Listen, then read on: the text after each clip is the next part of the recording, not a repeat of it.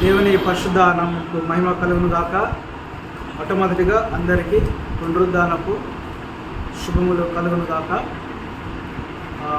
దేవుడు మనకు మరొక పునరుద్ధాన పండుగ జరుపుకోవడానికి ప్రభు చూపించిన విధానాన్ని బట్టి ఆ దేవాతి దేవునికి కృతజ్ఞతాస్తుతులు చెల్లిస్తూ కొన్ని నిమిషములు మనము ఈనాటి లేఖన భాగాన్ని చూద్దాం. ఈరోజు ప్రత్యేకత ఏంటండి? యేసుక్రీస్తు వారు మరణము నుండి తిరిగి లేచాడు, అనగా మరణించి 3 దినములు సమాధి చేయబడి 3వ దినమున తిరిగి లేచాడు. ఆ తిరిగి లేచిన దినమును మనం ఏమంటున్నాము అంటే పునరుద్ధానము, పునర్జన్మ, మరలా జన్మించడం. అంటే అదేదో చనిపోయి మరలా రావడం అంటే వేరే కాన్సెప్ట్స్ కాదు. కానీ యేసుక్రీస్తు వారు పునరుద్ధానము, మరణించి సమాధి చేయబడి తిరిగి మరలా లేచాడు, మరణాన్ని జయించి. అందుకే చరిత్రలో ఒక పేజ్ అంటూ ఉంచారు. దేని కొరకు అంటే ఈరోజు కొరకు. చరిత్రలో పునరుద్ధానానికి ఒక పేజ్ ఉంచారు. ఇది మామూలు విషయమా? చరిత్రలో, ప్రపంచ చరిత్రలో ఒక వ్యక్తి మరణించి తిరిగి లేవకపోతే పునరుద్ధానం అనేటువంటి రోజు ఉంటుందా? ఏమండి? అంటే ఇది అబద్ధమా? యేసుక్రీస్తు వారి పునరుద్ధానం అబద్ధమా? కాదు. అది నిజము గనకే చరిత్రలో లిఖించబడింది గనకే మన చరిత్రని ఫాలో అవుతుంది. చరిత్రని మనము వెంబడిస్తూ ఉన్నాం. కాబట్టి ఆయన మరణము నిజమే, ఆయన పునరుద్ధానము నిజమే. ఆయనను నమ్మిన వారికి, ఆయన యందు నమ్మి విశ్వాసం ఉంచి బాప్తిసం తీసుకున్న వారు కూడా ఇదే క్రమముగా లేపబడతారనేది కూడా నిజమే. అవునా కదా? ఈరోజు ప్రశ్న ఏంటంటే, మీలో ఎంతమంది మరణించిన తర్వాత తిరిగి లేస్తారు? చేతులు లేపండి. ఎంతమందికి ఆ విశ్వాసం ఉన్నది? బ్రదర్, నేను మరణించిన తర్వాత తిరిగి లేస్తా అనే విశ్వాసం ఎంతమందికి ఉన్నది? ఓన్లీ 3కేనా? ఎందుకు ఆ విశ్వాసం ఉన్నది చెప్పండి? ఎందుకు మీరు అంత నమ్మకంగా చేయి పైకి లేపగలుగుతున్నారు? మిగతా వాళ్ళు ఎందుకు లేకపోతున్నారు చెప్పండి? కారణం ఏసే తిరిగి లేచిండు, మరి వీళ్ళు కూడా తిరిగి లేస్తారుగా. మీరెందుకు చేయలేకపోయినారు? వీళ్ళెందుకు చేయలేరు?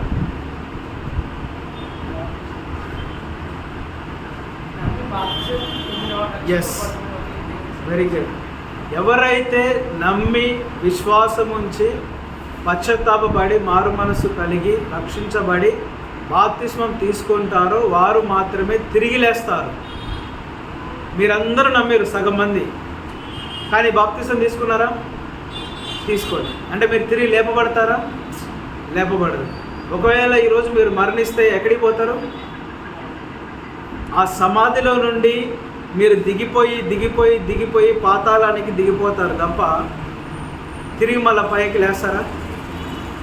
ఒకసారి సమాధి చేయబడితే అంతే కిందికి వెళ్ళిపోతారు, అడుగుకి. పైకి లేవరు. పైకి లేవాలి అంటే మీరేం చేయాలి? నీళ్ళలో మునిగి లేవాలి, బాప్తిస్మము తీసుకోవాలి. ఇది అనేక క్రైస్తవులు తెలిసి చేస్తున్న తప్పు. ఇది క్రైస్తవులు చేస్తున్న తప్పు. ఏంటి ఆ తప్పు అంటే, బాప్తిస్మం తీసుకుంటేనే రక్షణ, పరలోక రాజ్యం పోతామని తెలుసు. బాప్తిస్మం తీసుకుంటేనే మనము తిరిగి లేస్తాము అని తెలుసు. మారు మనసు రక్షణ పొందుకొని బాప్తిస్మం తీసుకుంటేనే పరిశుద్ధాత్మ దేవుడు మనలోనికి వస్తాడు అని తెలుసు. అయినా మనం నిర్లక్ష్యం చేస్తూ ఉన్నాం. ఆ పునరుద్ధానాన్ని ఇంకా మనం అనుభవించట్లేదు. ఆ పునరుద్ధాన బలము నీలో లేదు. నీవు మారు మనసు లేనంత కాలం, పాపక్షమాపణ లేనంత కాలం, బాప్తిస్మం తీసుకున్నంత కాలం ఆ పునరుద్ధానం అనుభవం నీలో ఉంటుందా? ఉండదు. ఆ పునరుద్ధాన శక్తి నీలో ఉంటుందా? ఉండదు. పరిశుద్ధాత్మ దేవుడు నీలో ఉంటాడా? ఉండడు. అలాంటప్పుడు మనం ఏం లాభం? ఇంతగా బ్రతికిన, ఇంత నమ్మకంగా బ్రతికిన ఏం లాభం? కాబట్టి ఈరోజు దేవుని వాక్యం ఏం సెలవుస్తుంది అంటే, మారు మనస్సు రక్షణ తీసుకోండి.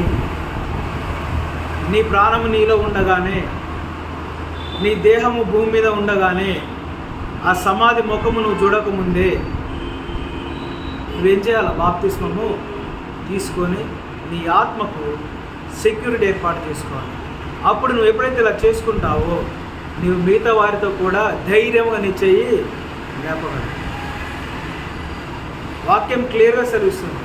ఈరోజు ఒకవేళ భూకంపం వచ్చి ప్రళయం వచ్చి చనిపోతే ఆ ముగ్గురే లేపబడతాం. బ్రదర్, బాప్తిసం తీసుకున్నావా? తీసుకోలేదు. బాప్తిసం తీసుకోకపోతే లేపబడవు నువ్వు కూడా. ఎవరైతే బాప్తిసం తీసుకుంటారో వారు మాత్రమే లేపబడతారు. వారు ఆల్రెడీ వారికి ఒక సెక్యూరిటీ ఏర్పాటు చేసుకున్నారు, వారికంటూ ఒక స్థలాన్ని ఏర్పాటు చేసుకున్నారు. పరలోక రాజ్యంలో వారికంటూ ఒక స్థలం ఉన్నది, ఇల్లు ఉన్నది. మరి మీ పరిస్థితి ఏంటి? మీరు ఈ క్షణమందు చనిపోతే మీ పరిస్థితి ఏంటి? ఇన్ని రోజులు మనం నమ్మకంగా చర్చకు వస్తున్నాము, వాక్యం చదువుతున్నాం, ప్రార్థిస్తున్నాం, అన్నీ చేస్తున్నాం. కానీ ఈ దినమున చనిపోతే దేవుడు కూడా ఎంత బాధపడతాడో తెలుసా? అయ్యో, నా కుమారుడు అన్నింటిలో పాల్గొంటున్నాడు, కానీ ఇదొక్క పని ఎందుకు చేయలేకపోతున్నాను? ఇదొక్క పని నేను బలవంతం పెట్టేది కాదే, బలవంతంగా బాప్తిసం ఇచ్చేది కాదు, బలవంతంగా మారు మనసు ఇచ్చేది కాదు, బలవంతంగా రక్షణ ఇచ్చేది కాదు. ఇది స్వతహాగా సొంతంగా మనం అందుకోవాల్సిన విషయం. కానీ ఎందుకు ఈ విషయం నిర్లక్ష్యం చేస్తున్నారు? డబ్బులు అడగగానే ఇస్తున్నారు, పనికి రమ్మనగానే వస్తున్నారు, ఏ పని చేసినా మారు మాట్లాడకుండా చేస్తున్నారు, అన్నీ చేస్తున్నారు. కానీ బాప్తిసం విషయంలో వెనకకు పోతున్నారు. దేవుడు బాధపడుతున్నాడేమో కదా మనల్ని చూసి. ఎందుకో తెలుసా? దేవునికి తెలుసు నరకం ఉందని. కానీ మనం కళ్ళారా చూడలే కాబట్టి మనకు ఆ భయం తెలవట్లేదు. ఆ భయం ఏంటో మనకు తెలవట్లేదు.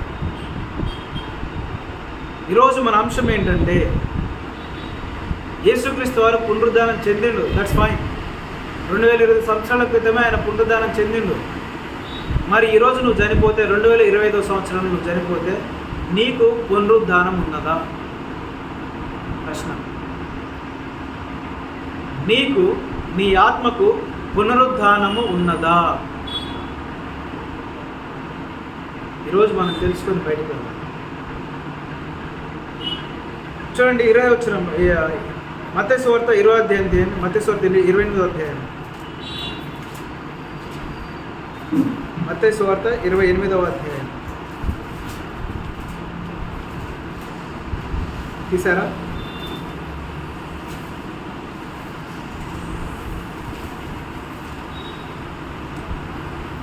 చదువుతున్నా చూడండి. విశ్రాంతి దినము గడిచిపోయిన తరువాత ఆదివారమున తెల్లవారుచుండగా మగ్దలేనే మరియయు వేరొక మరియయు సమాధిని చూడవచ్చిరి. ఇదిగో ప్రభువు దూత పరలోకము నుండి దిగివచ్చి రాయి పొర్లించి దాని మీద కూర్చుండెను. అప్పుడు మహాభూకంపము కలిగెను. ఆ దూత స్వరూపము మెరుపు వలె నుండెను. అతని వస్త్రము హిమమంతా తెల్లగా ఉండెను. అతనికి భయపడుట వలన కావలి వారు వణికి చచ్చిన వారి వలె నుండిరి. దూత ఆ స్త్రీలను చూచి, మీరు భయపడకుడి, సిలువ వేయబడిన యేసు మీరు వెతుకుచున్నారని నాకు తెలియను. ఆయన ఇక్కడ ఉన్నాడా లేడా? లేడు. తాను చెప్పినట్టే ఆయన లేచి ఉన్నాడు. చాలు. ఆయన చెప్పినట్టే ఆయన లేచి ఉన్నాడు.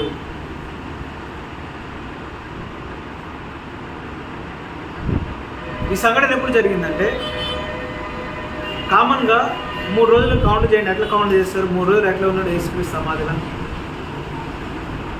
ఇప్పుడు ఆలోచించారా? Can you explain those 3 days? ఎట్లా మీరు 3 రోజుల్లో టాలీ చేస్తారు? శుక్రవారం చనిపోయిండు, శనివారము ఆదివారం, అంతే 3 రోజులా? 3 రోజులు అవుతున్నాయా? 3వ దినమున అంటే 3వ రోజు. ఎట్లా అవుతుందా? 3 రోజులు అవుతున్నాయా? 2 రోజులు అవుతుందా? 3 రోజులు అవుతుందా? 2 రోజులేనా? ఎట్లా? గుడ్ ఫ్రైడే శుక్రవారం. ఎక్కడి నుంచి? గుడ్ ఫ్రైడే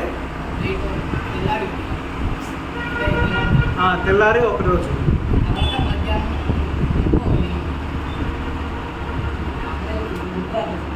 ఎట్లా ఐడియా ఉంది ఎవరికన్నా? 3 రోజులు ఎట్లయితుంది?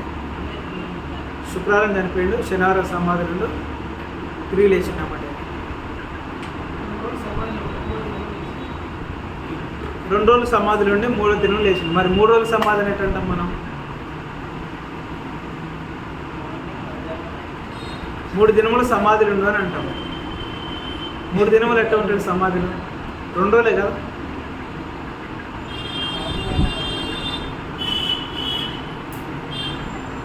చనిపోయింది 3 దినముల, సమాధి చేయబడి 3 దినముల? బ్రదర్స్, సమాధిలో 3 దినములు ఉండాలి ఈడ యేసుక్రీస్తు వారు.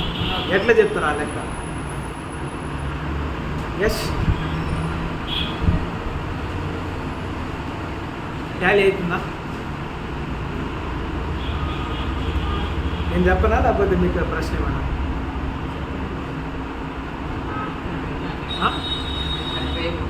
చనిపోయి 3 దినములు, సమాధి చేయబడి 2 దినములే కదా. ఇప్పుడు 3వ దినము ఆదివారంలోని కౌంట్ వస్తుంది. మరి 3వ దినమున సమాధులు ఉండదు కదా. 3వ దినమున సమాధులు ఉంటే 3 దినములు సమాధులు ఉన్నట్టు. యోనా వలె ఆయన చేపగర్భ అంటే యోనా ఎలాగైతే చేపగర్భంలో ఉన్నాడో యేసుక్రీస్తు వారు భూగర్భంలో కూడా ఉన్నాడు 3 దినములు.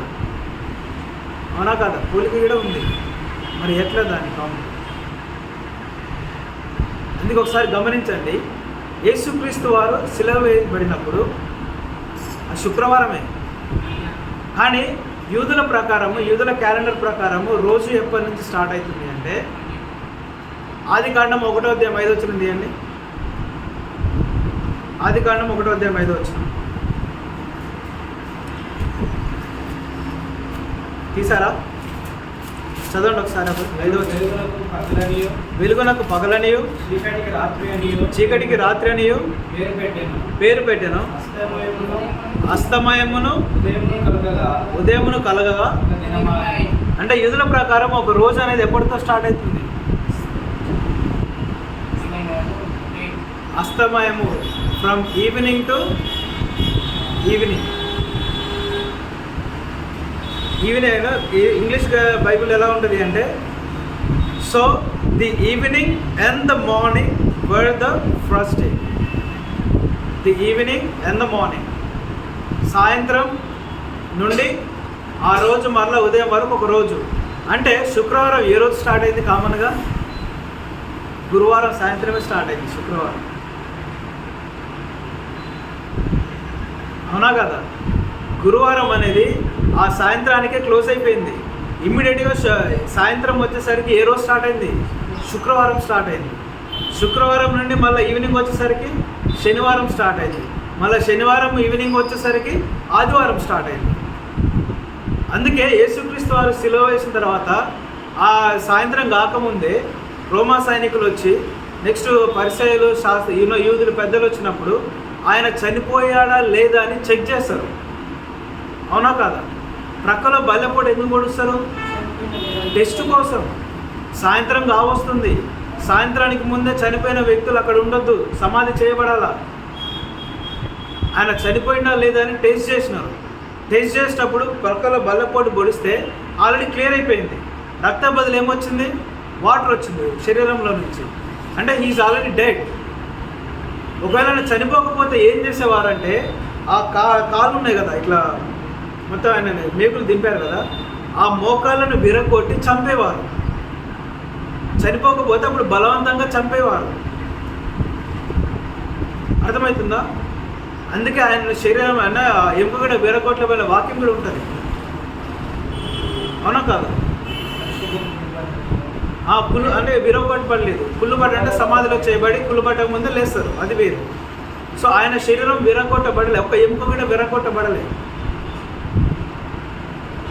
అందుకే ఏం చేస్తారంటే ఈవినింగ్ కాకముందే, నెక్స్ట్ డే రాకముందే. ఎందుకు అంటే నెక్స్ట్ డే ఏం రోజు? విశ్రాంతి దినము. ఆ విశ్రాంతి దినమున ఏమి చేయరు యూదులు. ఇప్పుడు సాయంత్రానికి ఏ రోజు స్టార్ట్ అవబోతుంది? శనివారం స్టార్ట్ అవబోతుంది. శనివారం అంటే వాళ్ళకి ఏ విశ్రాంతి దినం, పరిశుద్ధ దినము. మనము నేటి దినాల్లో ఆదివారం ఎట్లయితే జరుపుతున్నామో యూదులు శనివారాన్ని అంత హోలీగా జరుపుతారు. అందుకే శనివారం పూట యేసుక్రీస్తు వారు సమాజ మందిరంలో ఆయన స్వస్థపరిస్తే ఆయన ఏమంటాడు, విశ్రాంతి దినం నువ్వు ఎట్లా పని చేస్తావు? అందుకే యేసుక్రీస్తు వారు ఏమంటాడు, ఒకవేళ విశ్రాంతి దినమున ఎవరన్నా ఎద్దో ఆవో ఏదో గుంతలో పడితే నువ్వు పైకి తీయవా, మేలు చేయవా? విశ్రాంతి దినమున మేలు చేస్తే మీకెందుకు మంట? అర్థమవుతుందా లాజిక్? ఆ శుక్రవారం అనుకుంటున్న రోజు మనకు తెల్లారితే శుక్రవారం కాదు. ఆ శుక్రవారం అనేది ఈవినింగ్ తోటే క్లోజ్ అయిపోతుంది. ఆ ఈవినింగ్కి ఏ రోజు స్టార్ట్ అవుతుంది అంటే శనివారం. ఈవినింగ్ వచ్చిందంటే, శనివారం వచ్చిందంటే సమాధి చేయకూడదు, ఏ పని చేయకూడదు, శవాన్ని ముట్టుకోకూడదు. అది పరిశుద్ధమైన దినము కనుక అందుకే మనం నేటి దినాలు కూడా 7th డే SDA ఉంది కదా, 7th డే అడ్వెంటిస్ట్ చర్చ్, వారు ఏ రోజున విశ్రాంతి దినంగా పాటిస్తారు? శనివారమే. వాళ్ళు ఆదివారం ఉండదు. వాళ్ళు ఇంకా యూదుల ప్రకారమే పోతారు. That's why we won't follow the SDA. అందుకే మనం 7th డేని ఫాలో అవ్వకూడదు. మనకు ఆదివారం లెక్క. ఎందుకు ఆదివారం లెక్క అంటే ఈ రోజు నుంచే స్టార్ట్ ఏదైనా. అర్థమవుతుందా? కాబట్టి ఇప్పుడు అర్థమైందా? 3 రోజులు ఆయన గురువారం నుండి సాయంత్రానికే శుక్రవారం స్టార్ట్ అయింది. శుక్రవారం నుండి ఈవినింగ్ వచ్చేసరికి శుక్రవారం రోజు చనిపోయిండు. అదే రోజు సమాధి చేయబడ్డాడు. శుక్రవారంనే సమాధి చేయబడ్డాడు. Clear? So first day. Next శుక్రవారం ఈవినింగ్ స్టార్ట్ అయింది. మళ్ళీ శనివారం ఈవినింగ్ వచ్చేసరికి ఎంటైర్ డే సమాధిలోనే ఉన్నాడు. క్లియర్? నెక్స్ట్ శనివారం ఈవినింగ్ వచ్చింది. శనివారం ఈవినింగ్ స్టార్ట్ అయింది. ఈవినింగ్ రోజు ఏమైంది? ఆదివారం. ఆదివారం కూడా చీకటి పడింది. సో విశ్రాంతి దినం గడిచిపోయిన తర్వాత ఆదివారమున తెల్లవారుజామున, అంటే తెల్లవారుజాము వరకు ఆయన ఎక్కడ ఉన్నాడు? 3 రోజులు టాలీ అయిందా? క్లియర్? శని, శుక్ర, శని, ఆదివారాలు 3 దినములు ఆయన సమాధి చేయబడ్డాడు. తెల్లవారుజామున ఆయన తెల్లవారుజామున ఆ మగ్దలేని మరియు వేరొక మరియు సమాధిని చూడవచ్చినప్పుడు ఆయన ఆ సమాధిలో లేడు. పునరుద్ధరణ అంటే యేసుక్రీస్తు వారుగా ఆయన తాను చెప్పినట్టే. ఆలోచనలో చూడండి, ఆయన ఇక్కడ లేడు, తాను చెప్పినట్టే ఆయన లేచి ఉన్నాడు. ఈరోజు దేవుడు అదే అష్యూరెన్స్ మనకిస్తూ ఉన్నాడు. ఎవరైతే క్రీస్తునందు ఉన్న వారికి ఏ శిక్ష విధియు లేదు. నువ్వు క్రీస్తునందు మారు మనసు పశ్చాత్తాపడినో మారు మనసు పొందుకొని రక్షించబడితే నీకు 2వ మరణము లేదు. 2వ మరణం ఏంటో తెలుసా? ఇటర్నల్ డెత్ అంటే ఏంటో తెలుసా? It's nothing but hell fire, అగ్నిగుండము. మరణము అంటే మనం మరణించము, అప్పుడు నిద్రావస్థ స్థితిలో ఉన్నాము. అగ్ని ఆరదు, పురుగు చావదు. ఆ మరణంలో చావు ఉండదు. ఇది గమనించాలి. 2వ మరణంలో మరణం ఉండదు. ఆ శ్రమనే, ఆ వేదనే దానికి మరణం అనే పేరు. నీవు ఆ వేదన గుండా వెళ్తావా, దాన్ని తప్పించుకొని పరలోక రాజ్యం వెళ్తావా అన్నది నీ చేతిలోనే ఆధారపడి. ఎందుకంటే రక్షణ అనేది బలవంతంగా ఇస్తే చేసేది కాదు. బాప్తిసం అనేది బలవంతంగా ఇస్తే పుచ్చుకునేది కాదు. ఫ్రీ విల్, సొంతంగా మనముగా నిర్ణయం తీసుకొని రక్షణ పొందుకుంటేనే మనం రక్షించబడాలి. ఈరోజు దేవుడు అదే చెప్తూ ఉన్నాడు, సెలవిస్తూ ఉన్నాడు. 2వ మరణానికి వెళ్తావా, లేదా ఫ్రీగా ఇచ్చినటువంటి స్వతంత్రాన్ని నువ్వు, ఈ రక్షణను నువ్వు స్వతంత్రించుకుంటావా? ఎటు పోతుంది నీ గమ్యం? ఎటువైపు ఉంది నీ మార్గం?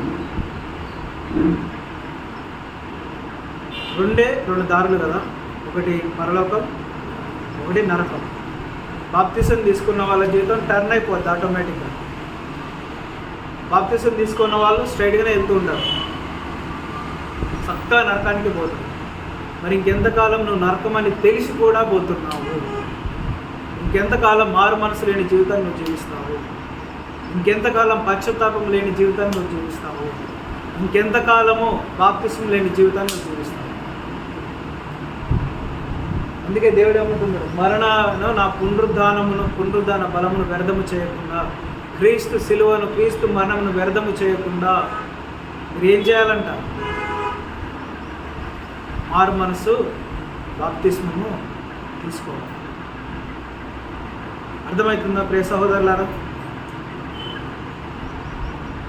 కాబట్టి ఈరోజు మనం తెలుసుకునేది ఏంటంటే, కొన్ని విషయాలు చెప్పి నేను ముగిస్తాను, ఎక్కువసేపు వెళ్ళి తీసుకున్నాను. సో ఈరోజు మీకు క్లారిటీ వచ్చింది కదా 3 రోజులు ఎలా ఉన్నాడు అని. సమాధిలో 3 రోజులు ఉన్నాడా లేడా?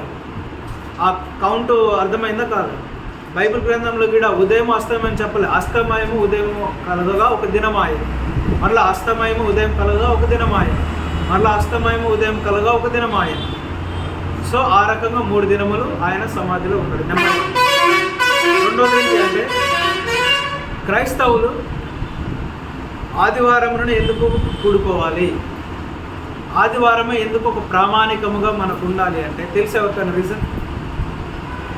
ఎవరైనా నిన్న ఒక ప్రశ్న అడిగితే, మీరు ఆదివారమే ఎందుకు గ్యాదర్ అవుతారు, శనివారం గ్యాదర్ అవ్వచ్చు కదా, విశ్రాంతి దినం పరిశుద్ధ దినము కదా, మరి ఆ విశ్రాంతి దినాన్ని మీరు ఎందుకు ఫాలో అవ్వట్లే?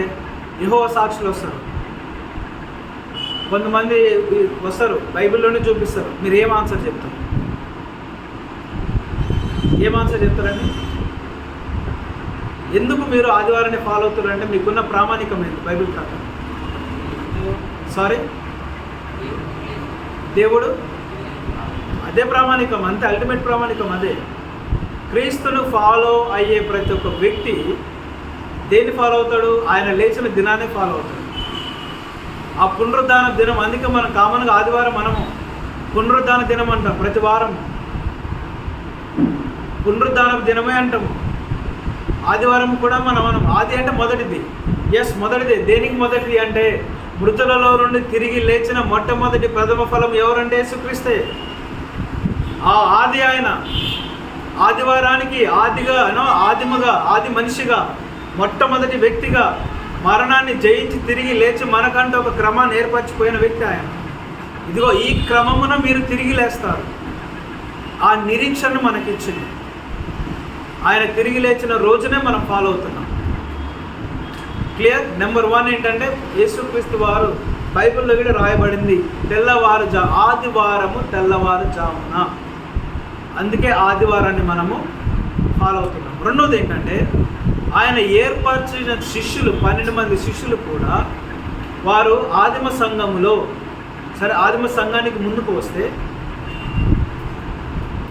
ఆయన తిరిగి లేచినాడు.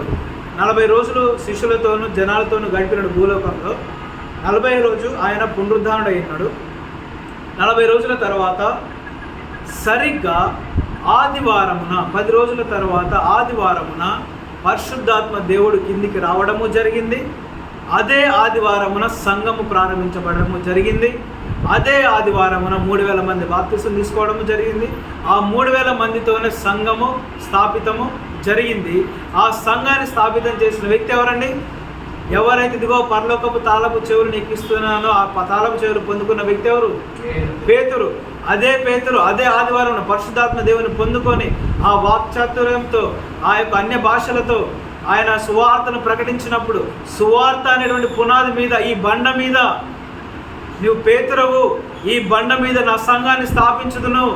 ఆ పేతురు తాళపు చెవులు తెరిచి సువార్తను, క్రీస్తు సువార్తను ప్రకటించినప్పుడు ఆ సువార్త అయినటువంటి క్రీస్తు, ఆ క్రీస్తు అనే బండ మీద ఆ యొక్క సంఘం అనేటువంటి పునాదులు స్థాపించబడి అదే ఆదివారమున సంఘము నిర్మితమయ్యి 3000 మంది బాప్తిసం తీసుకొని సంఘ స్థాపన జరిగినది ఆదివారం.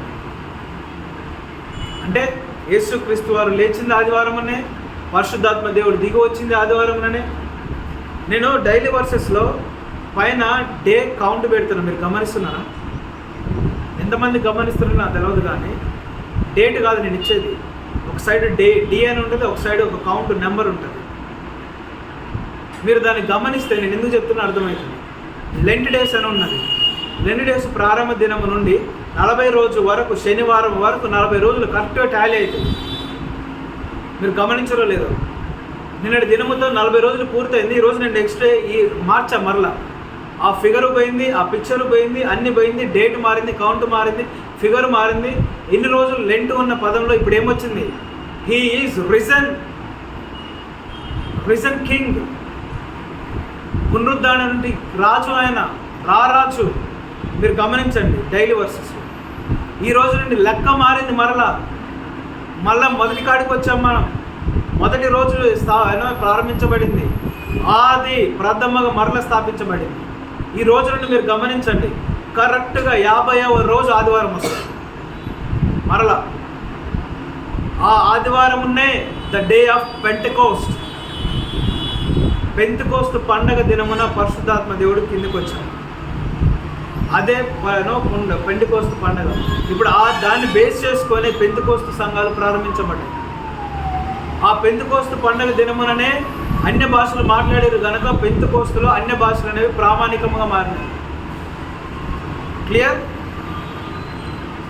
కాబట్టి ఆ 50వ దినమున పెంతెకోస్తు పండుగ దినమున మీరు యూదుల పండుగలు మీరు గమనించగలిగితే పస్కా దినమున ఆయన బలి అయినాడు.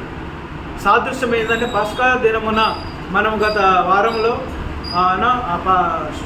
శుభ శుక్రవారంలో మన బ్రదర్స్ పంచుకున్నారు. పస్కా దినమున ఏం జరగాలండి? బలి జరగాలి.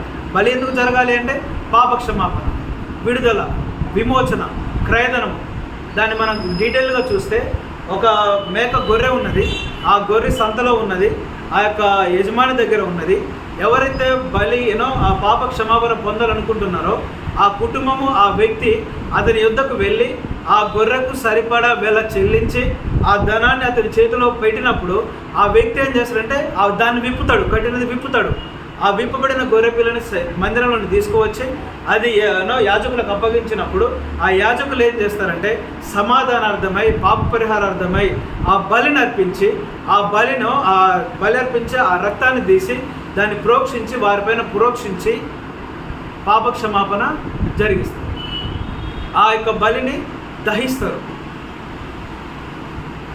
అర్థమవుతుందా? ఆ బూడిదను మరలా జలంలో కలిపి అదంతా ఒక ప్రాసెస్ ఉంటుంది. ప్రతి దానికి ఒక ప్రాసెస్ ఉంటుంది. ఆ పెంతెకోస్తు అంటే ఆ పస్కా దినమున అది అసలు ఎక్కడ స్టార్ట్ అయింది అంటే ఐగుప్తులో మరణం సంభవించింది కదా. 10వ తెగులు ఏంటండి? ప్రథమ సంతానము మరణించడం. అందుకే ఐగుప్తు రాజు కుమారుడు చనిపోయినాక పంపిస్తాడు. ఆ నైటు వధదూత వచ్చినప్పుడు ఏం చేస్తుంది? వాళ్ళకు ఒక సూచన ఇస్తుంది. ఎవరైతే ఇశ్రాయేలు ప్రజలు ఉన్నారో, ఎవరైతే దేవుని బిడ్డలు ఉన్నారో, మీరు ఆ రాత్రికే మీ ఇంటికి సరిపడినటువంటి లేదా ఆ గొర్రె పిల్లను మా గొర్రె పొట్టేలను తీసుకువచ్చి మీరు ఏం చేయాలి? ఇంట్లో దాన్ని వధించి ఆ రక్తాన్ని మీ ఇంటి గుమ్మముల పైన పూయాలి. మరణదూత వచ్చినప్పుడు ఏ గుమ్మముపై అయితే ఆ రక్తపు మరకలు ఉంటాయో, ఆ రక్తపు మార్కు ఉంటుందో ఆ ఇంటిని దాటి ఏ ఇంటి గుమ్మముపై అయితే మరకలు ఉండవో ఆ ఇంటిలోనికి వెళ్ళి వధిస్తుంది. పస్కా బలి మన కొరకు కూడా యేసుక్రీస్తు వారు ఆ బలి బలియాగమై ఆయన రక్తము వలన మనం ప్రోక్షించబడి ఆ రక్తము వలన మనము మరణాన్ని దాటి జీవంలోనికి ప్రవేశించాం. ఇక మరణదూత మనపైన అధికారం ఉన్నదా? లేదు. రెండవ మరణానికి మనపైన అధికారం ఉన్నదా? లేదు. కారణం ఏంటంటే ఆ కల్వరి శిలువలో యేసుక్రీస్తు వారు చిందించిన రక్తము మన మీద ప్రోక్షించబడి ఆ రక్తములో మనము కడగబడ్డాము కనుక ఆ మరణానికి మన పైన విజయము లేదు.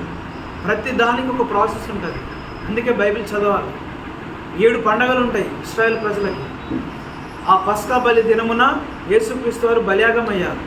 ఆ రక్తము చిందింపబడి యెరూషలేము దేవాలయంలో ఆ వ్యక్తి తీసుకొచ్చి యాజకునికి ఇచ్చిన తర్వాత ఎలాగైతే వాళ్ళు విడుదల పొందుతారో ఇన్ ద సేమ్ వే పస్కా పండుగ దినమునే ఆయన బలిగా అర్పించబడి మన అందరి పాపల నిమిత్తమై ఆయన ఒకేసారి అందరి నిమిత్తము past, present, future you have to remember and should know that ఆయన యేసుక్రీస్తు వారు మరణించింది కేవలం ప్రజెంట్ పాపాల కొరకు మాత్రమే కాదు.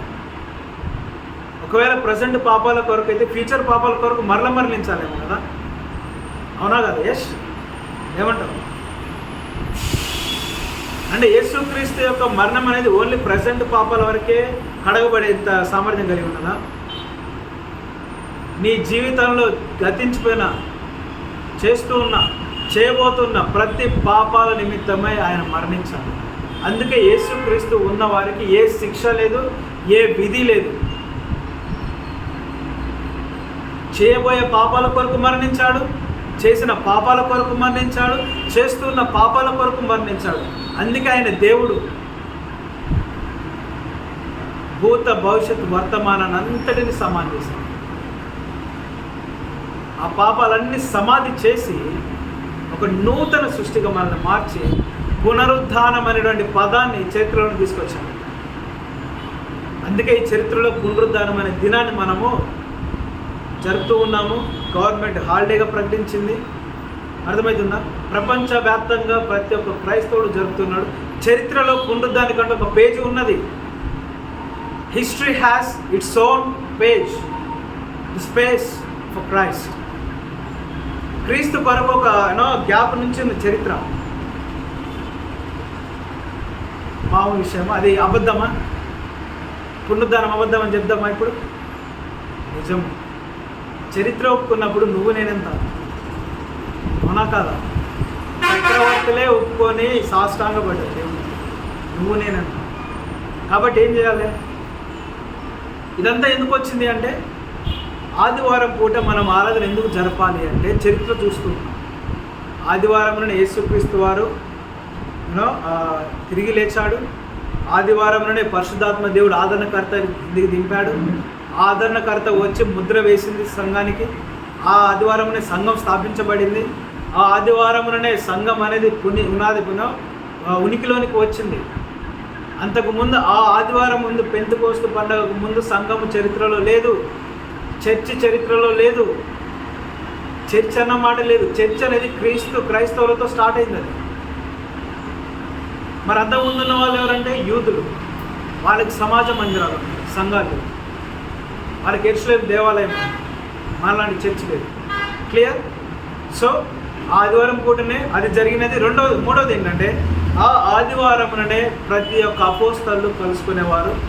ఆ ఆదివారముననే వారు రొట్టె పంచుకునేవారు. ఆ ఆదివారంనే వారు బల్ల తీసుకునేవారు. ఆ ఆదివారంనే వారు సమూహంగా గ్యాదర్ అయ్యి దేవుని ఆరాధించేవారు. నేను అబద్ధం చెప్పట్లేదు, మీరు బైబిల్ చదవాలి. బైబిల్ చదివినప్పుడు మనకు తెలుస్తుంది ఆదివారం నా ప్రాముఖ్యం. అర్థమవుతుందా? ఇవన్నీ మీరు చెప్పవచ్చు, ఎవిడెన్సెస్. మీరు ఆదివారం పూట ఎందుకు చేయాలంటే ఎందుకు చేయాలి. క్లియర్? మరి అంటే ఇది బైబిల్లో ఉందో లేదు నాకు తెలియదు, అంటే అంత అబ్స్క్యూర్గా ఉందో లేదు తెలియదు. ఒకవేళ అదే ఆదివారం ఆయన రెండో రాత్రిలో రావచ్చేమో, ఆదివారంలో ఎత్తపడొచ్చేమో, వీ కెన్ గెస్. ఆ పరిశుద్ధ దినమునే ఆయన రావచ్చేమో, ఆ పరిశుద్ధ దినమున ఆ పరిశుద్ధమైన సంఘాన్ని లేకొచ్చేమో. అర్థమవుతుందా? సో ఈరోజు మనం ఏం చూసాం? మొట్టమొదటిగా 3 రోజులకు ఉన్నటువంటి ప్రాముఖ్యత మనం చూసాం. ఎలా కౌంట్ చేసాం మనం చూసాం. క్లారిటీ వచ్చింది ఈ విషయంలో. 3 రోజులు సమాధులు ఉండడం లేదా? మీరు తడపడొద్దు. బయట ఎవరు అడిగినా నోరునో అంటే ఏమంటారు, తడపడుకుంటూ ఆన్సర్ చెప్పారంటే మీకు తెలవనట్టు అర్థం. సంఘంలో వచ్చి కూర్చుంటే వ్యర్థం. తెలుసుకోవాలి. చెప్పడం నా బాధ్యత, నేర్చుకోవడం మీ బాధ్యత. 3 రోజులు ఉన్నాడా లేడా సమాధిలో? 100% ఉన్నాడు కదా? ఎస్, ఉన్నాడు. నెక్స్ట్ ఆదివారం ఎందుకు జరుపుతున్నారు అంటే, ఇగో ఇదంతా చరిత్ర ఉంది, ఈ చరిత్ర అంతా ఉంది. అర్థమవుతుందా? నెక్స్ట్ 3వ పాయింట్ ఏంటంటే, ఎవరైనా క్రీస్తునందు చనిపోయిన వారు నిద్రిస్తున్నారా, చనిపోయి ఉన్నారా? ప్రశ్న అడిగితే మీరేం చెప్తారు? నిద్రిస్తున్నారా, చనిపోయినారా? నిద్రకు చనిపోవడానికి తేడా ఉందా? ఉంది. నిద్రిస్తే లేస్తారు, చనిపోతే తిరిగి లేస్తారా? అందుకే ఈరోజు మీరేం నేర్చుకోవాలంటే, క్రైస్తవుల యొక్క టర్మినాలజీ అనేది మీరు మార్చాలి. ఏ వ్యక్తి అయినా బాప్తిసం తీసుకున్నాక చనిపోతే నిద్రని పలకండి. బాప్తిసం లేకుండా చర్చికి వచ్చిన 100 చేసినా మరణించినని పలకండి. క్లియర్? మీ మారాలి, మీ మాట మారాలి ఈరోజు. ఏ మాట అంటే, క్రీస్తునందు చనిపోతే నిద్రనే పలకాలి. ఎందుకంటే తిరిగి లేస్తారు కాబట్టి. తిరిగి లేస్తారు. నా విశ్వాసం నీకుంటే నువ్వు నిద్రనే పలకాలి. అందుకే మనకు ఉదాహరణ చూస్తాం. కొర్నేలు అనే శతాధిపతి దాన ధర్మాలు చేసే వ్యక్తి కదా, ఎంతోమందికి సహాయం చేశాడు, ఎన్నో పుణ్యాలు చేశాడు. ఆయన ప్రార్థిస్తానంటే ఆయన ప్రార్థన దేవుని సముఖంలో జ్ఞాపకార్థములుగా చేరినది. గమనించండి, మనం ప్రార్థిస్తే అసలు ఆడికి పోతే ఆకాశం దానికి పోతే కానీ ఆ కొర్నేలి ప్రార్థిస్తే దేవుని సముఖంలో ఇట్లా బల్ల ఉంటే, ఎగ్జాంపుల్ మన ఇమాజినేషన్లో ఆ బల్ల ఉంటే, దేవుడు ఇక్కడ సింహాసనం మీద కూర్చుంటే ఆ బల్ల ఉంటే బల్ల ఎదుట జ్ఞాపకార్థముగా ఆయన ప్రార్థనలు విజ్ఞాపనలు దేవునికి కనబడుతున్నాయి. ఎవరు ఒక అన్యుడు ప్రార్థిస్తే, మరి అంత గొప్పగా ఉన్నప్పుడు అతనికి బాప్తిసం లేకుండా డైరెక్ట్ పరలోక రాజ్యం తీసుకుపోవచ్చు కదా. దేవుడు చేయలేదు. ఇమ్మీడియట్గా వాడిని చూసి పేతురుని పంపించిండు. ఇదిగో పలానా వద్దకు వెళ్ళు, ఆ వ్యక్తికి మారుమనసు రక్షణ ఇవ్వు, బాప్తిసం ఇవ్వు అని చెప్పినాడు దేవుడు. కొర్నేలు మళ్ళీ దేవుడు దర్శనం మందు ఆయన మాట్లాడి పలానా వ్యక్తి దగ్గర పలానా ఇంటిలో ఒక వ్యక్తిని తీసుకొని రమ్మన్నప్పుడు ఆ వ్యక్తి ఇక్కడికి వచ్చేసరికి దేవుడు అదే వ్యక్తితో మాట్లాడినాక అదే వ్యక్తితో ఇక్కడికి వెళ్ళి కొర్నేలు వెళ్ళేసరికి అప్పటికే ఆ కొర్నేలు ఆ ఇంటి వారందరినీ సమకూర్చి, కొర్నేలు ఇంటికి పేతురు వచ్చిన తర్వాత ఆయన స్వార్థ ప్రకటించిన తర్వాత మారు మనసు రక్షణ పొందుకున్న తర్వాత పరలోక రాజ్యం పోయాడు. అంటే నువ్వు చేసే పుణ్యకార్యాలు నేను పరలోక రాజ్యం చేర్చవు, నువ్వు చేసే దాన ధర్మాలు పరలోక రాజ్యం చేర్చవు. ఎందుకంటే రక్షణ అనేది నువ్వు చేసే దాని మీద ఆధారపడేది కాదు, ఆయన చేసిన కార్యం మీద ఆధారపడేది రక్షణ అనేది. మనం ప్రయత్నిస్తే పొందుకునేది కాదు, ఆయన ఉచితముగా ఇస్తే మనం తీసుకునేది. క్లియర్? అందుకే ఉచితముగా ఇవ్వబడిన రక్షణ ఎందుకు నువ్వు ఆలస్యం చేస్తున్నావు? రిలయన్స్ వాళ్ళు ఒక ఆఫర్ పెట్టి ఈరోజు ఈస్టర్ కనుక, పునరుద్ధాన దినం కనుక క్రైస్తవులందరికీ ఒక 52 ఇంచెస్ టీవీ ఫ్రీ అని పెడితే నువ్వు పోయి తెచ్చుకోవాలి. ఏమండి, సాయంత్రం వరకే ఆఫర్ అంటే నువ్వు చర్చి వదిలిపెట్టిపోతాం. ఫస్ట్ ఆరాధన జరుగుతుండగానే ఉరుకు ఆ టీవీ తెచ్చుకొని ఆడ భద్రంగా తెచ్చుకొని మళ్ళీ వచ్చి కూర్చున్నాం. ఎందుకంటే ఉచితముగా ఇవ్వబడిన ఒక విలువైన వస్తువు కాబట్టి. ఆ ఒక టెంపరీ వస్తువుకే నువ్వు అంత విలువిస్తే మరి ఇటర్నల్ సెక్యూరిటీ, ఇటర్నల్ సాల్వేషన్, నిత్య రక్షణ నువ్వు ఇంకెంత తొందరపడి తెచ్చుకోవాలా? ఉచితముగా ఇస్తుంటే నాకెందుకులే, నేను ఇంకా సిగరెట్ తాగే చాలా ఉంది, నేను ఇంకా మందు తాగే చాలా ఉంది, నేను ఇంకా బయట చేసే చాలా ఉంది. సహోదరుడా, నిర్లక్ష్యం చేసే కొద్దీ నీ చావు నీకు దగ్గరలో ఉంటుంది. మరణము అన్ని చుట్టూ అయినా దానికి ఒంటరిగా సామెత. మరణం అనేది ఎవరికి బంధువు కాదు, అదందరికి సమానం. మరణానికి ఎవరు బంధువులు లేదు. టైం వచ్చిందంటే ఎత్తపోతుంది అంతే. కానీ దేవుని ఆత్మ ముద్ర వేస్తుంది ఎత్తకపోకుండా. మరణము నిన్ను దొంగిలించకుండా ఆత్మను కాపాడుతుంది. ఆ ఆత్మ కాపాడే ఆత్మ నువ్వు కలిగి ఉన్నావా లేదనేది ప్రశ్న. ఈరోజు ఆ పునరుద్ధానపు అనుభవం నీకు కలగబోతుందా లేదన్నది ప్రశ్న. నువ్వు ఈరోజు చనిపోతే తిరిగి లేస్తావా? ఆ చనిపోయి సమాధిలో 6 అడుగులు తీస్తారు కదా, ఎన్ని అడుగులు తీస్తారు? బోతి కామన్గా 5-6 అడుగులు తీస్తారు లోతు. 6-4 కదా మన సమాధి సైజు. 6 అడుగుల జాగా మన కొరకు ఒక పూట కడుపు కొంచెం పుక్కెడన్న ఇది అంటారు కదా, దాన్ని పుక్కెడన్నం 6 అడుగుల జాగా కోసం మనం బతుకుతున్నాం భూమి మీద. ప్రశ్న ఏంటంటే, చనిపోయిన తర్వాత భూమి మీద పెడతారా, గుంత తవ్వి పెడతారా? సమాధి చేసేటప్పుడు గుంత తవ్వి పెడతారా, భూమి మీద అట్లే పెడతారా? గుంట తవ్వి పెడతారు. గుంట తవ్వే కొద్దీ ఆ లోతు పోయినాక గడిదనం వచ్చినాక మొత్తం చూసుకొని మళ్ళీ శవాన్ని దాని మీద పెడతారు. ప్రశ్న ఏంటంటే, ఆ తవ్విన స్థితిలోనే ఇంకా తోకుండు నీ ఆత్మ నరకానికి పోతుందా? తవ్వి పెట్టినా తిరిగి లేస్తుంది ఆత్మ. ఈరోజు నువ్వు గమనించాలి. బాప్తిస్మ అనుభవం లేకపోతే వాళ్ళు కొంచెమే తవ్వి పెట్టారు, నువ్వు ఇంకా తవ్వుకుంటూ పోతావు లోపలికి. నీ ఆత్మ అనేది ఇంకా తోకుంటూ నరకానికి వెళ్తుంది ఆత్మ. Pit, eternal pit. ఆ అగాధములోనికి నీ ఆత్మ పరిగెత్తుకుంటూ వెళ్తుంది. గూగుల్ మ్యాప్ అవసరం లేదు దానికి, ఏ మ్యాప్ అవసరం లేదు. ఏ నావిగేషన్ అవసరం లేదు, ఏ జీపీఆర్ఎస్ అవసరం లేదు, ఏది అవసరం లేదు. చక్కగా వెళ్ళిపోతుంది నీ ఆత్మ నరకానికి.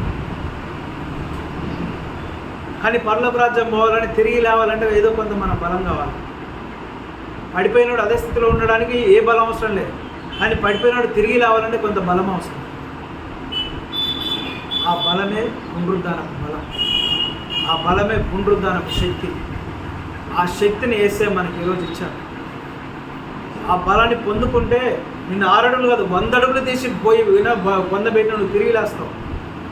100 అడుగులు 1000 అడుగులు తీసి పెట్టినా నువ్వు తిరిగి మృత్యుంజయుడై తిరిగి లేస్తావు. కానీ ఆ మారు మనసు, విశ్వాసమునో, బాప్తిస్మము, రక్షణ లేకపోతే నిన్ను ఎంత పైకి పెట్టినా నువ్వు మరలా ఎత్తుక్కుంటూ కిందికి పోతావు. నువ్వు ఆకాశంలో నిన్ను సమాధి చేసినా, ఆ స్పేస్లో నిన్ను సమాధి చేసినా, ఆ స్పేస్ నుండి మరలా నువ్వు కిందికే దిగజారుతావు. నువ్వు కిందికే ఎత్తుక్కుంటూ వస్తావు, కానీ స్పేస్ నుంచి పైకి పోతావు. కాబట్టి ఈరోజు మనం ఏం నేర్చుకోవాలి? ఉచితముగా ఇవ్వబడిన రక్షణను నిర్లక్ష్యం చేస్తే నీ ఆత్మకు శాంతి ఉండదు, నీ ఆత్మకు మనశ్శాంతి ఉండదు. నిత్య నరకము, అగ్ని ఆరదు, పొరుగు చావదు. యుగ యుగములు, తరతరములు ఆ మండేటువంటి జ్వాలల అగ్ని గుండములో నీ ఆత్మ అల్లాడిపోతూ ఉంటుంది. దానికి ఉదాహరణ ఏంటి? ధనవంతుడు లాజరస్ ఏం చేస్తాడు? ఈ లోకంలో పాపం డబ్బులు లేక, ఆరోగ్యం లేక, బలం లేక, శక్తి లేక అడుక్కు తింటూ రోగములతోటి, పుండ్లతోటి బాగుకాడ దీనస్థితిలో చనిపోతాడు. ధనవంతుడు ఏం చేస్తాడు? ఇష్టానుసారంగా లగ్జరీ లైఫ్. కానీ చనిపోయినాక మొత్తం మారిపోయింది. భూమి తలక్రిందులు అయిపోయింది. చనిపోయినాక కింద ఉన్న వ్యక్తి పైకి పోయిండు, పైన ఉన్న వ్యక్తి కిందకి వచ్చి ఏమంటున్నాడు? లాజరును బ్రతిమాడుతున్నాడు, అబ్రహామును బ్రతిమాడుతున్నాడు. ఒక్క 1 drop of water at your finger tip, నీ వేలి కొనలో నీళ్ళలో ముంచి ఒక్క డ్రాప్ అనేది నాలుక మీద వేయవాన్ని బ్రతిమలాడుతాడు ధనవంతుడు. అదే జరగబోతుంది ప్రతి ఒక్క వ్యక్తికి రక్షణ లేకపోతే. రేపు నీ ఆత్మ ఇక్కడ అల్లాడిపోతుంది నరకంలో. ఇప్పుడు మారు మనసు బాప్తిసం రక్షణ లేకపోతే నీ ఆత్మ అల్లాడిపోతూ, ఇప్పుడు ఎవరైతే బాప్తిసం తీసుకొని రక్షించబడ్డారో రేపు వాళ్ళను నువ్వు బ్రతిమలాడుకునే సమయం వస్తుంది. నువ్వు అప్పుడు ప్రశ్నిస్తావు, నన్ను ఎందుకు కొట్టి చెప్పలే? నన్ను కొట్టానని చెప్పొచ్చు కదా. నేను వినకపోతే 4 తన్నేని నాకు చెప్పొచ్చుగా ఈ రక్షణ విలువేందో. అప్పుడు రక్షించబడతా అంటే విలువ లేదు, టైం లేదు, రక్షణ దొరకదు. అందుకే ధనవంతుడు ఏమంటాడు? అయ్యా, నా సహోదరుల కింద ఇదే లోకం అనుకొని విర్రవీగుతూ డబ్బుతోటి, అహంకారంతో వాళ్ళు ఏం చేస్తున్నారు? మైమర్చిపోయి దేవుని లెక్క చేయక, దేవుని భయాన్ని లెక్క చేయక ఇష్టానుసారంగా బ్రతుకుతున్నారు. ఒక్క అవకాశం ఇస్తే నేను వెళ్ళి వాళ్ళకి స్వార్థ చెప్పొస్తాను. అవకాశం ఉందా? లేదు. అంతెందుకండి, మన పితరులు ఎంతమంది రావడానికి ప్రయత్నిస్తున్నారు మన కాడికి, చచ్చిపోయిన వాళ్ళ ఆత్మలు మన కొరకు ఎంతో ప్రయత్నిస్తున్నారు. వీడు ఇంకా మారు మనసు పొందాడు, వీడు ఇంకా అదే స్థితిలో ఉన్నాడు, నాలాగనే అయిపోతాడేమని ఎంతమంది తపన పడుతున్నారు, దేవుని వేడుకుంటున్నారు, మన కాడికి రావడానికి ప్రయత్నిస్తున్నారు. అందుకే దేవుని స్వరం నీతో మాట్లాడుతున్నాడు. ఇకనైనా ఇదే పునరుద్ధానత, ఇదే మంచి సమయం, మంచి అవకాశం. మారు మనసు, పశ్చాత్తాపం, రక్షణ పొందుకొని బాప్తిసం తీసుకో. ఈ పునరుద్ధాన బలమును పొందుకొని యేసుక్రీస్తు వారు ఎలాగైతే తిరిగి లేచాడో అదే క్రమంలో నువ్వు కూడా తిరిగి లే. ఆ 2వ రాకడలో ఎత్తబడే గుంపు ఎవరో తెలుసా? బాప్తిసం తీసుకున్న వాళ్ళే ఎత్తబడే గుంపు. ఎందుకంటే వాళ్ళు మాత్రమే యేసుక్రీస్తు వాళ్ళే తిరిగి లేస్తారు. బాప్తిసం తీసుకునే వాళ్ళు నరకానికి పోయే గుంపు. ఆ గుంపు అంతా ఎక్కడికి పోతుంది? అగాధంలోనికి వెళ్ళిపోతుంది. ఆ కడబోర శబ్దము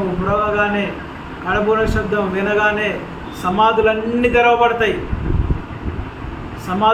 తెరవబడతాయి.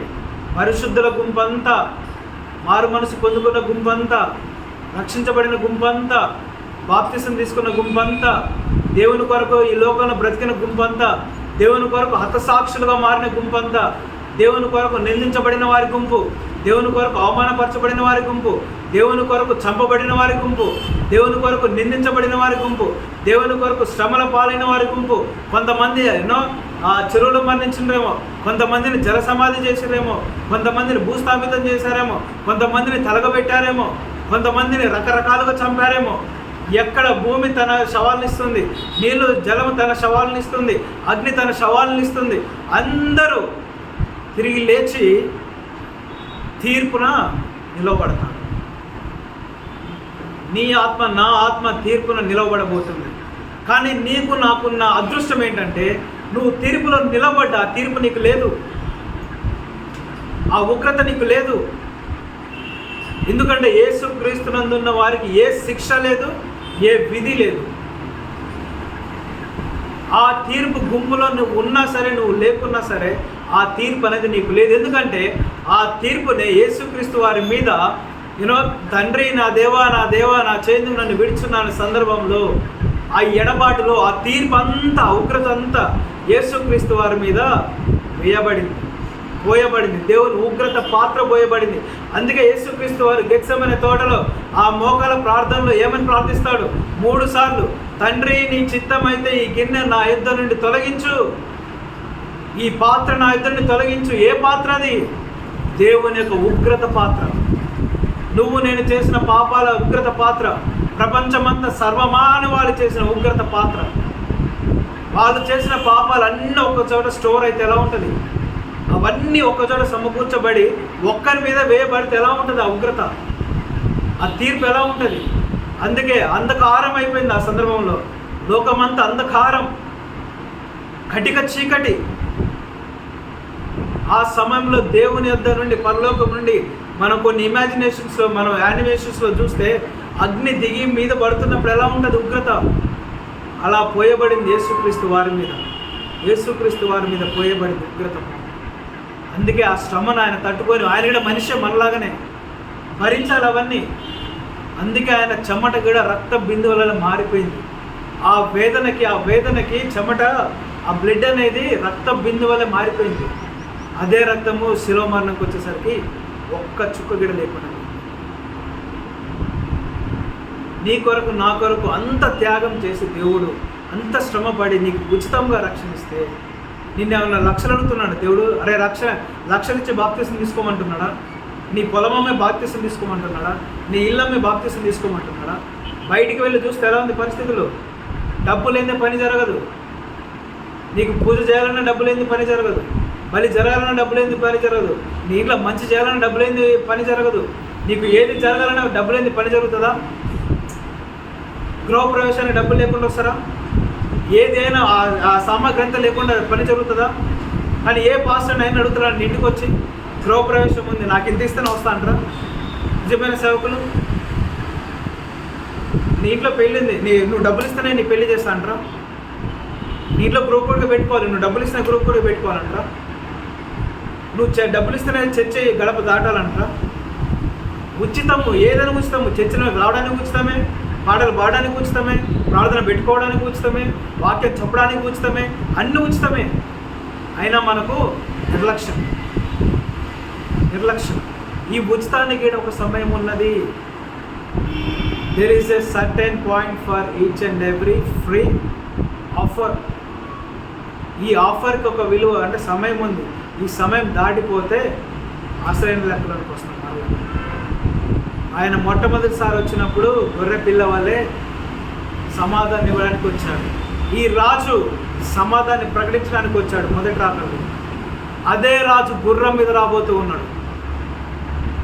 అదే రాజు ఆయనను సమస్తాన్ని చేతపట్టుకొని, అధికారాన్ని చేతపట్టుకొని తీర్పు తీర్చడానికి రాజుగా రాబోతూ ఉన్నాడు. ఆయన ఈసారి గాడిద పిల్ల మీద కాదు, గుర్రం మీద రాబోతూ ఉన్నాడు. ఆయన సైన్య సమూహంతో రాబోతూ ఉన్నాడు. ఆయన దూతల, వేవేల దూతల పరివారంతో రాబోతూ ఉన్నాడు. ఆయన ప్రతి నేత్రం ఆయనను చూస్తుంది, ప్రతి నోరు ఆయన ఒప్పుకుంటుంది, గుండెలు బాదుకుంటూ ఆయనను చూసి ఏడుస్తారు, ప్రతి మోకలు ఆయన ఎదురు వంగబోతుంది. ఈరోజు నీకున్న ఆఫర్ ఏంటంటే ఆ చక్రవర్తి, ఆ రాజు ప్రక్కన నిలబడే అదృష్టం నీకుంది. నిలబడతావు ఆయన పక్కన, లేదా ఆయన ఎదురు నువ్వు మోకరిస్తావు. మోకరించే వాళ్ళు ఎవరు? నమ్మని వాళ్ళు, నిర్లక్ష్యం చేసిన వాళ్ళు, భయం లేని వాళ్ళు, భక్తి లేని వాళ్ళు, ఇష్టానుసారంగా బ్రతికిన వాళ్ళు. ఎంతమంది యూదులు తిరస్కరించట్లే యేసుక్రీస్తుని, ఎంతమంది స్వార్థను బ్యాన్ చేయట్లేదు, వాళ్ళంతా ఒక రోజున తెలుసుకోబోతున్నారు. ఈ రాజున మేము తృణీకరించింది, ఈ తీర్పరిన మేము తీర్పు తెచ్చి ఈ రోజున మేము తీర్పు తెచ్చుకోబోతున్నాం మా మీద. దేవుడు అంటే భయం ఉండాలా? 2 ఫేసెస్ ఉన్నాయి దేవుళ్ళు. నీ తండ్రిగా నువ్వు ఆయన దగ్గరికి వెళ్ళొచ్చు, లేదా దూరముగా ఉండి నీకు తీర్పు తీర్చేటువంటి దేవునిగా నువ్వు ఆయన దగ్గర నిలబడచ్చు. అర్థమైందా? తండ్రి స్థానంలో ఉన్నాడు, తీర్పు తీర్చేటువంటి అధిపతి స్థానంలో ఉన్నాడు. తీర్పు విషయంలోకి వచ్చేసరికి నీకు ఆస్కారం లేదు. ఆయన నోరు తెరిచి తండ్రి అంటానికి నీ అధికారం లేదు. శిక్షకు పాత్రుడే. నోరు తెరిచి మాట్లాడేందుకు ఆస్కారం లేదు. లేదా తండ్రిగా నువ్వు యాక్సెప్ట్ చేస్తే నీ తండ్రితో నువ్వు ఎలా ఉంటావు, ఆయనతో ముచ్చటించవచ్చు. ఏదేని తోటలో ఆయన సహవాసం చేయలే, ఆ సహవాసాన్ని నువ్వు అనుభవించవచ్చు. ఏది కావాలి? ఉగ్రత కావాలా? సహవాసం కావాలా? ప్రేమ కావాలా? తీర్పు కావాలా? నువ్వే ఆలోచించుకో. ఆ ఉగ్రత వద్దనే, ఆ తీర్పు వద్దనే యేసుక్రీస్తు వారు 2020 సంవత్సరాల క్రితం ఆయన భూలోకానికి వచ్చి నీ కొరకు నా కొరకు మరణించి సమాధి చేయబడి తిరిగి లేచి ఆయన శరీరం కుళ్ళు పట్టబడింది. ఆయన శరీరము కుళ్ళు పట్టిందా? శరీరము పట్టలే. నా శరీరం మీద కుళ్ళు పట్టలే. అంటే ఈ శరీరం కుళ్ళు పట్టొచ్చేమో, కానీ నీకు మహిమ శరీరం ఇస్తున్నాడు దేవుడు. మహిమ శరీరంతో నేను లేకపోతూ ఉన్నాడు. You have a special garment, glorified garment, glorified body. మహిమ రూపాంతరము చెందిన దేహం నీ కొరకు ఏర్పాటు చేశాడు దేవుడు. ఆ మహిమలో నిన్ను తీసుకొని పోతాడు దేవుడు. నీ కొరకు ఎంత ప్లాన్ రెడీ చేశాడు కదా. ఎంత ఆఫ్టర్ ఆల్ మనం లెక్క లేదు, మన విలువ లేదు, యోగ్యత లేదు. కానీ నీ బ్యాక్గ్రౌండ్ చూస్తే, నీ దేవుని బ్యాక్గ్రౌండ్ చూస్తే ఒక వేరే లెవెల్. అది